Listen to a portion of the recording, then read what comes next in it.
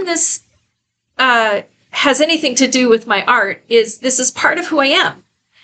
And again, this fiction book was based on a lot of quantum physics ideas, a lot of theories about consciousness and energy, the vibrational aspect of all energy and how it interacts with life and with matter. Gosh, I could ramble on and on about this.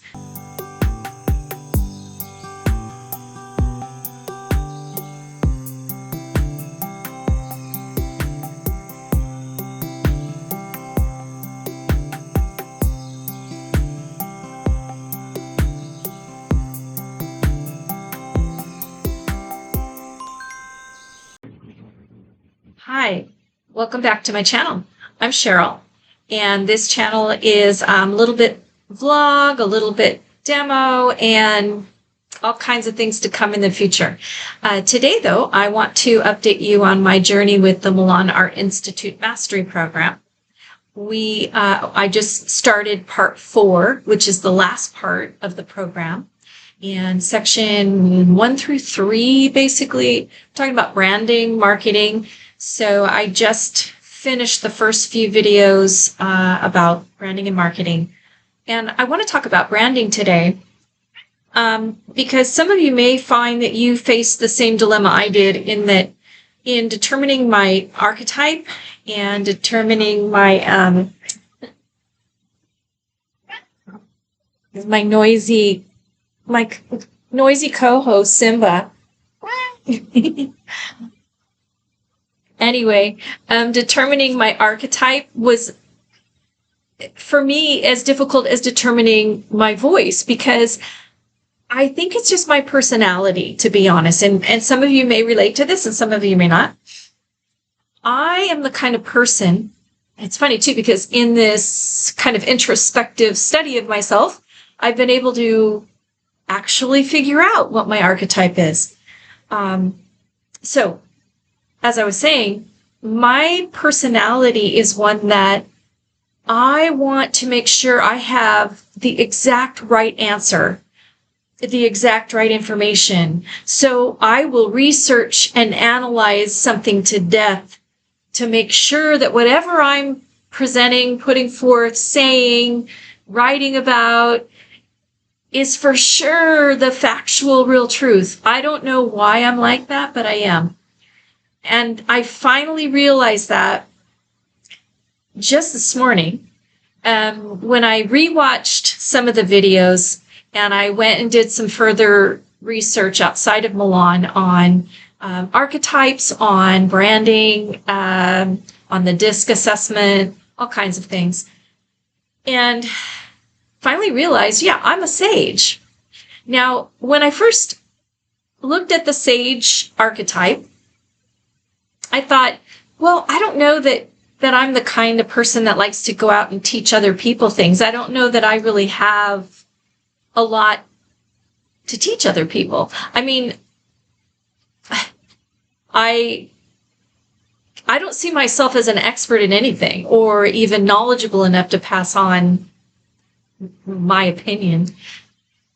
But I also realized that since I was 13 years old, I have been teaching.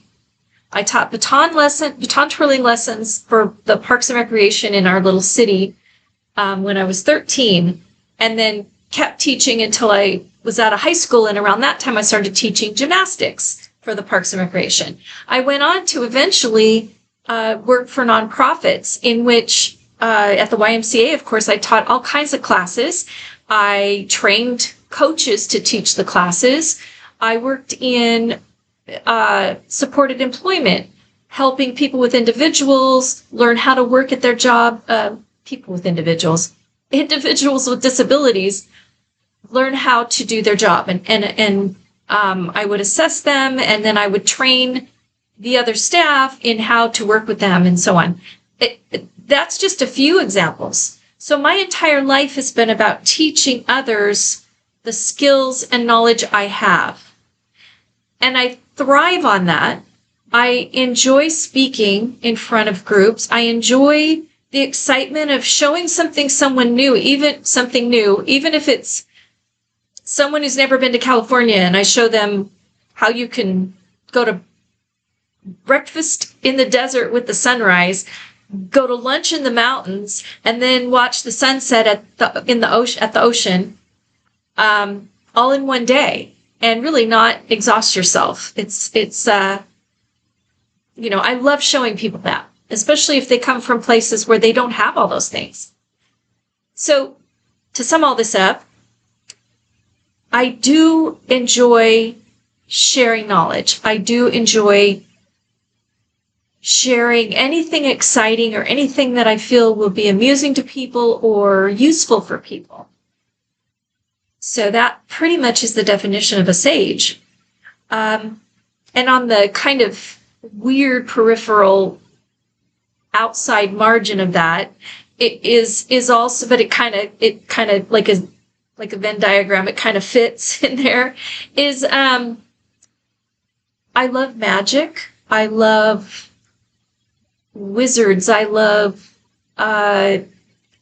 anything that goes outside the norm, that is helpful in correcting a wrong or helpful in finding the truth. So I do align myself and find myself interested in those subjects.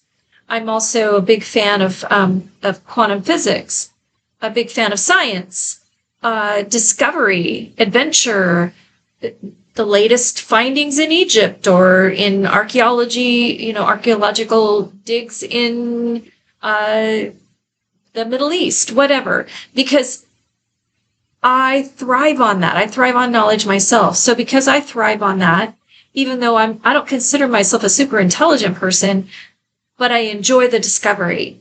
Since I thrive on discovery and I thrive on sharing discovery, I've finally settled on, yes, I'm a sage. I am a sage. And so as part of my branding, I've crossed that one off my list. That also helped me understand my voice, because I find myself really drawn to symbolism, magic realism, as I've talked about, surrealism to a certain extent, because that goes with my quirky, weird brain and imagination. But telling a story, sharing insights, and helping people understand things that maybe they haven't looked at from my perspective or from that perspective or haven't thought much about. And I love painting that. So there's paintings that I do and that I've shared in the past that are expressing some of the weird thoughts in my head or some of the philosophical ideas that resonate with me. So it's really helping me to kind of hone in, on my voice and what I want to express. I also realize that even in my writing, that's true. So, well, I'm not intending this to be any kind of a sales thing. I will give you a link as to where you can get these, but I want to tell you that I discovered too, when I was looking through just some of my notes to try and understand myself better, that I've written a couple of books. One is this one. It's Bun Bun's Theory of Everything. And there's a long explanation about the title of this book. So Bun Bun's Theory of Everything, it's very thin. It's kind of it's answers to the mysteries of life revealed by my white rabbit. And by the way, I wrote this long before the book came out, or the movie, The Theory of Everything, about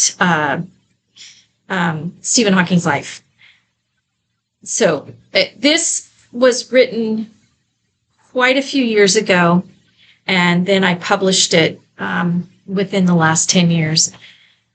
It is a book about my own philosophies and thoughts, but they're told to you by my little white rabbit that I had. He passed since, but just basically a little white feeder rabbit, they call it, that we rescued and raised. And so this is written in Bun Bun's voice. But it's about kind of my own philosophies and my musings about everything in life. And the reason I published it wasn't because I necessarily thought that it was going to sell, make me rich or anything. It was just wanting to get it out there and share my thoughts with other people. And then listen to the interesting interplay in people's responses or things that they might say about it, so that it would create a dialogue and a discussion on these subjects. I really enjoy philosophical discussions. So I'll put a link to where you can get that book. And then the other one is a fiction book that I wrote and published just a couple of years ago. This has been years and years in the making, though. I've written and rewritten so many parts of this, and I finally, my youngest daughter actually, Mom, you got to finish that book, and my dad too. You got to finish that book. I can't wait to read the whole thing. So this one is fiction. It's science fiction, fantasy in a way, but it's based on a lot of quantum theory, and it's the frequency of reality. Again, I'll put a link to that. The reason this has anything to do with my art is this is part of who I am.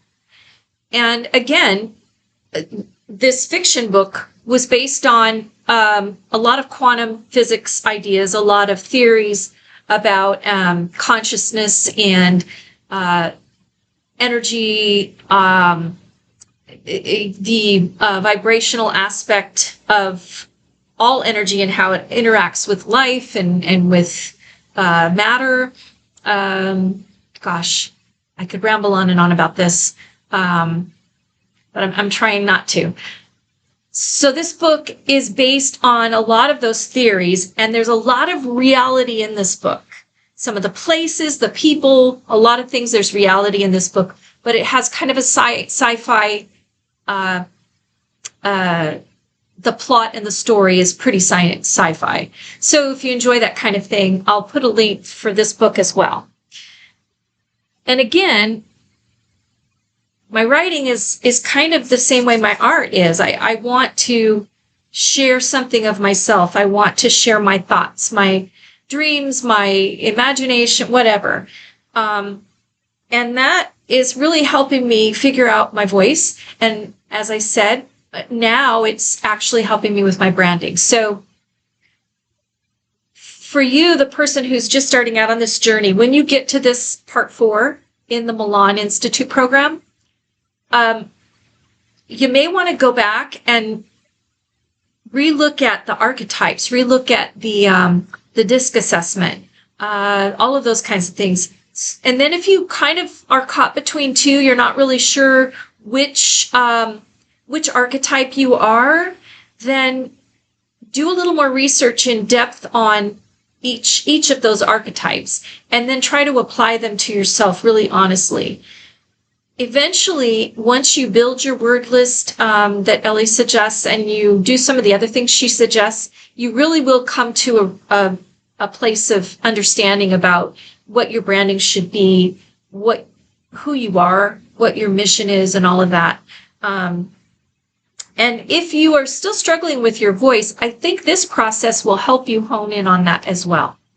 So, yeah, I feel pretty good about it today, because I realize, all right, I'm finally kind of getting where I am. Now, if you're looking at my art, I only did one piece in the last week, and that's this one. And this is called Cheetah Moon. And this was just the cheetah himself. That image right there comes from another one of my brother-in-law's photographs. And it was at night at there's a wild animal park near me. And it was at night, or it was in the dark, whichever. But so all of it was black in the background. So I just took the figure and I created a different background, obviously. So this is Cheetah Moon, and this is acrylic with oil. And I just finished this one. I really like it. And I enjoy wildlife. I'm realizing I really enjoy painting wildlife. Animals in particular, but wild animals, just, I don't know, there's something inspiring about them. Um, I also worked a little bit on some of my older ones. So like this one, and it says I am on her hat. So the name of this one is I Am, She Said. And I didn't do anything to really change this one. I just looked at it again and thinking about what is it called and how does it fit in with my series, my series with all of the women and animals. And that series is called She Who Is. So I worked a lot on this one. This one is called Eve's Crossing. I wanted to add another layer in some areas of it. I fixed her curlers. Probably should give you a closer view of that. I did a couple things. I fixed her curlers so that there's some hint of hair wrapped around the curlers. I also, I did a little more to the background. I wanted to add some darker color in the background so that it looks like it goes off into the distance more. And then I also just added a little bit up to the snake, and I still might mess with it a little because I'm still not real happy with the snake skin. But anyway, so I wanted to just go back, and the more I paint, the more I'm discovering about my technique or what I'm satisfied with and what I'm not. So I can go back now to some of my other paintings and actually kind of touch them up or change them up. And I'm not sure, these two show a lot of canvas tooth. That's kind of hard to fix because unless I go and redo everything, I'm always going to have that issue. So I've decided that I'm going to start using gesso. I used to do that with all my acrylic paintings anyway. I would do a really good coat of gesso just to knock out the canvas tooth. And then I found that, the paint would go down more smoothly and it didn't soak it up so quick and all of those good things. And I think that the reason I didn't do that with these is because they never did that in the Milan program at any point. So I just got the pre-gessoed canvases and thought, okay, well, these are already gessoed, but yes, but they're not smooth. So I think part of my process and my style is going to be a smooth canvas. And then I don't have to put the thick layers of paint on, and I think that'll be better. So anyway, I've got a couple more in the works right now. They're not finished in order to show you. I also have started trying to take photos of them that are decent quality, and then I'm going to do some prints of them. Just at a local place. I'm just going to take them the thumb drive. I'm going to have them print them and see what they look like printed. So before I offer prints for sale, I want to make sure I can get a decent quality print out of my own photograph. So I'll share that. When that comes along, I'll share that and tell you how that goes. I think that's really it for today. But I do encourage you to work a little more on narrowing down what your archetype is and just being super honest with yourself. I know for me that's important. But then again, that's part of my personality is like, it's hard for me to choose something. It's hard for me to choose because it feels so permanent, right? I worked on my signature. That was the other thing because we talked about signatures this week.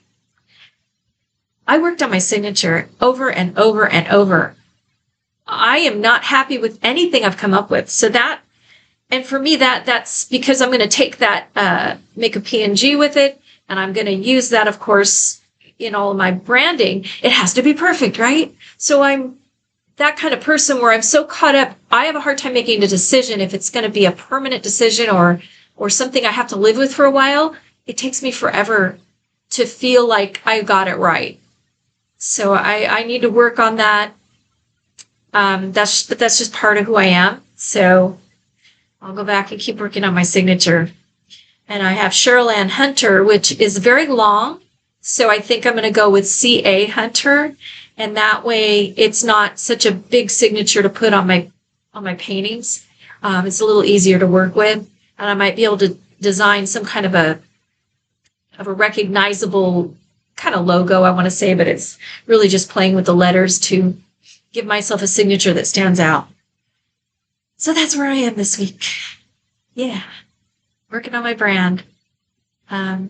So I'll catch you up next week on colors and all of that and see if I've gotten any further with my signature, and I'll share that. So thanks for watching. Appreciate it. And if you like this video, go ahead and you know what to do. Click that thumbs up and subscribe if you have a notion to, and then you can make sure and keep up on all of my latest videos and updates. And eventually I'm going to have this channel. It will be a vlog site, but it'll have a lot of other things, and I'm sure I will be offering teaching moments on my site since the sage in me has finally been let loose. So have a great day, and I'll see you on the next one. Bye.